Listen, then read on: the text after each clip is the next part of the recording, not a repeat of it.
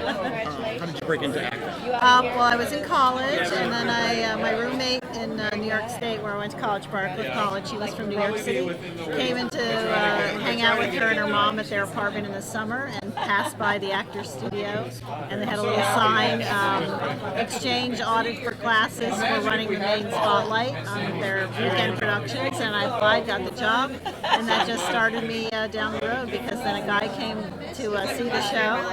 Turned out, ended up being my first boyfriend, and his sister was an actress, and he said, you should try acting. And I had always been in plays in school, but I grew up all around the world and lived in different countries, and never thought it was something that you could actually do, for a living. But he got me an agent, and the first commercial I went up for, Crisco Oil, I got, and the next 4 after that I got. So that summer was very lucrative.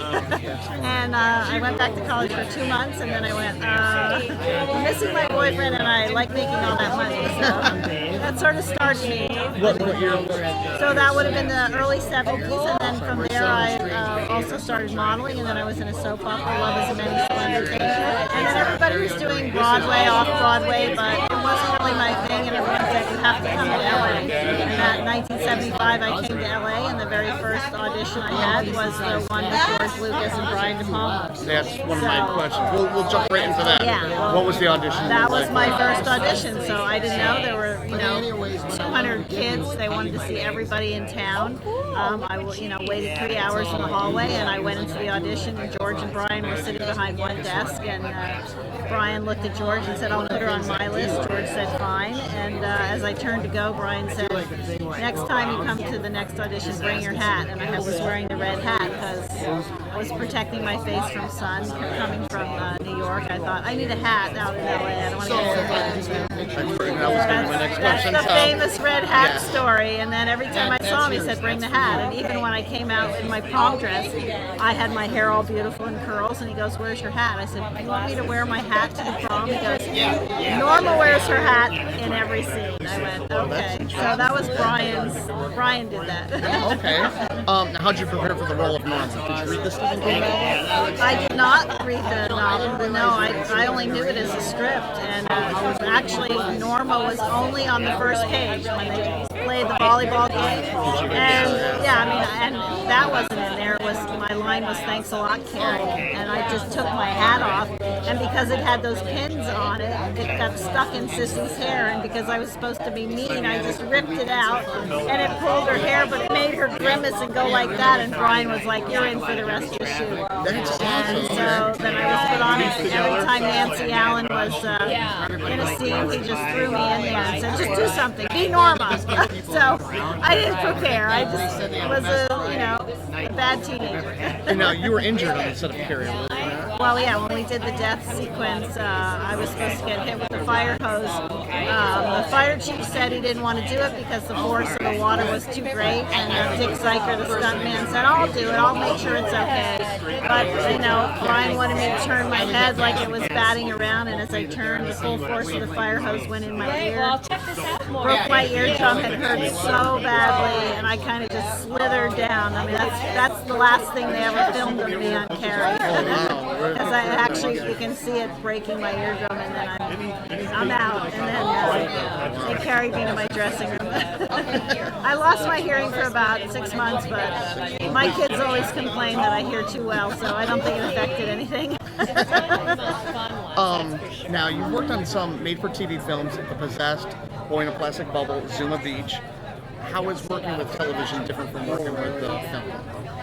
Well, television, you don't really have a lot of leeway for ad-libbing. The directors and, the producers, they all want everything exactly as written. I think they must have everything timed out to the second because they just don't want you to, kind of mess with the script or anything. So that I found a little uncomfortable. Plus, I don't think they take the time that they do in film to go after the good angles and the setting up the scene and the set decorating and everything. It was it's more about just telling the story and getting it done quickly. But at that point in time, the money was much better, of course, to do television than movies. Movies, you got a lot less, but wow, you were doing a feature film, so you didn't care.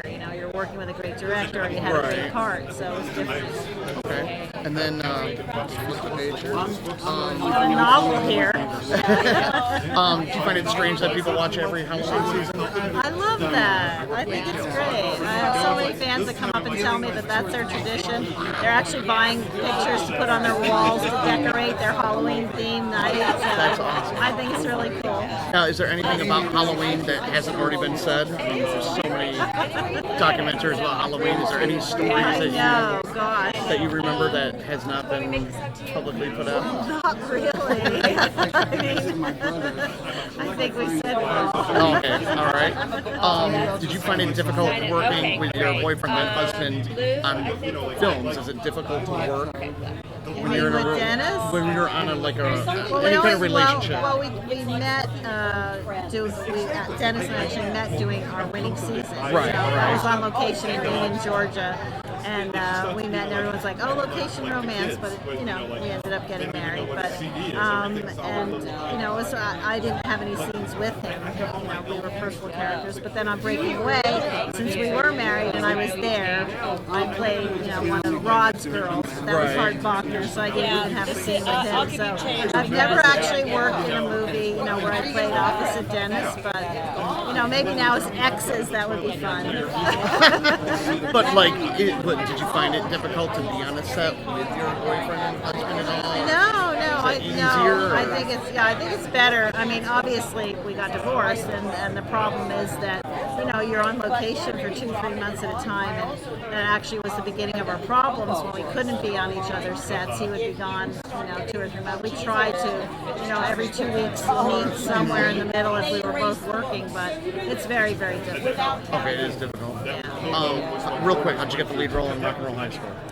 Well, I auditioned for it, and I think I went about 3 times, and the third time it was just between me and Rosanna Arquette, and she actually was acting like she had the part, and so I was a little nervous, but I thought, oh no, this is my part. I know I'm getting this part. And then I went in, and it was the first time I had met Roger Corman on the third audition, and he said, make your hair a little more blonde, and you got the part. So at that point I knew I had it, and I had heard afterwards Alan Arkish said he had seen me in Halloween and knew that I would be right for that part. So he wrote Riff with me in mind, I hope. Even though Riff Randall is really him in high school, is what he told me. Oh, really? Okay.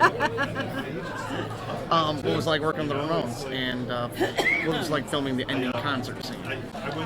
Well, working with the Ramones was fun, but they were very shy. We had to cut out a lot of their scenes because they couldn't really do a lot of the dialogue. So there were probably 2 or 3, 4, 5, maybe 6 pages where we just kind of ripped out. The second day when Alan was like, "We're never going to get through this. We have time issues. Forget it." And then when we got to the concert sequences, I was blown away because I had heard them on my cassette. I was supposed to be their #1 fan. Joey was spitting in my mouth when he sang to me in the bedroom. I was like, "Oh, who are these guys?" But then when they got on stage, it was amazing. And I still didn't really get it. It took me about 10 years to fully realize that the Ramones were awesome. Great. Now, you worked with John Belushi, Goldie Hawn, Bill Murray. Is it difficult or challenging to keep up with these famous comedians? I didn't find it to be. I mean, Bill Murray, gosh, that was so exciting. The kitchen scene in Stripes, to me, is just that was just so exciting. He just led the way, and I followed, and if they're great and they make you look good, so it's just a challenge, and I just was excited by it. So. Good. What about working on 2 military comedies back to back? Was that challenging or difficult? No, it was fun, and actually at the time, in those days, Western Costumes supplied all the costumes, and they had my same uniform. My name was in it, and my boots, so I wore the same uniform in both movies and the same boots, so a little known fact there. there. That's cool. That was cute. And then we'll get married fired. Yeah, right. Seriously. You produced and acted in a low-budget film called Born back in the late '80s. I saw it under a title called Merchants of Death. Yes, they changed the title. I guess they thought that would be better. How'd you like being a producer? How'd what? How did you like being a producer on a film? Oh, well, that was fun. I lived next door to Ross and Claire Hagen, who actually did the movie, so they invited me to be part of it. And so we kind of, sat around and thought up this movie. And it was really Ross's idea. He wrote the script with Hope Howell, but it was fun to get to play an evil character who, sends out her henchmen to harvest organs from young innocent girls. And Clint Howard worked in the laboratory, so that was kind of fun. But it was a low budget movie, so as a producer, I didn't really have that many responsibilities. But that's fun. Is working on a low budget film easier or more difficult than working on a big budget film?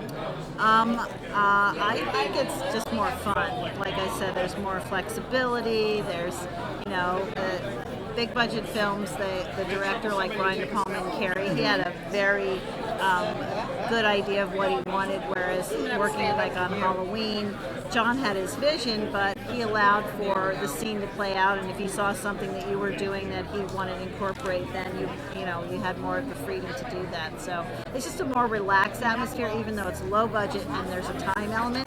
There's something about the spirit of fun of, like, we're making a movie together and we're all in it together. It's not the director's picture, it's not the writer's picture, it's not the studio's picture. Right. Whereas a big budget film, you really get the feeling that, you're just sort of one little piece, and not that you're expendable, you got the part, but, it could have been someone else.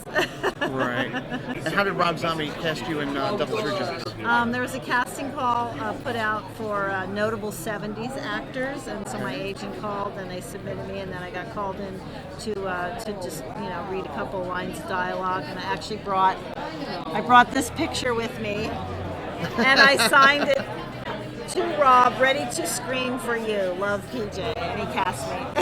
That's cool. Do you ever find it difficult to do any nude scenes in films? Well, no, I did the See Anything You Like in Halloween, and then the little bit in Stripes, which is now in the extended DVD. Yeah, I know. It came out when my son was at the Merchant Marine Academy. That was really, he's like, thanks, Mom. I thought that was like on the floor forever, but then it came out, and thank you. But that's okay. And I mean, it's not easy. There's 10 people standing around, and they're all looking, and it's a little odd, but it's certainly not easy, and it's definitely not sexy. Of all the films you've done, what is your all-time favorite? It's Rock and Roll High School. Probably Rock and Roll High School. That I was the lead. I had fun. I loved the character, and I bought all the clothes. I spent my money on all the clothes. Okay. And how do you like going to these movie conventions? Is it a thrill, or is it scary to meet fans? Or? No, it's not scary. It's really, really humbling, and it's really fun to hear everyone's personal story is what I like. And everyone has a different story. All the fans are different, and they just are really, it's just an honor that people are so excited to meet me, because then I get dropped off at the airport and then nobody knows me. So it's fun to walk around and everyone's like, hi, PJ, hi, PJ, hi, PJ. That's cool. So I really love it. It's like reminds me that, that they had as much fun watching the movie as I did doing the movie, so that makes me feel good. Now, is it okay to ask at least 50 more questions? 50 more okay, questions? April Fools, I'm kidding. April Fools.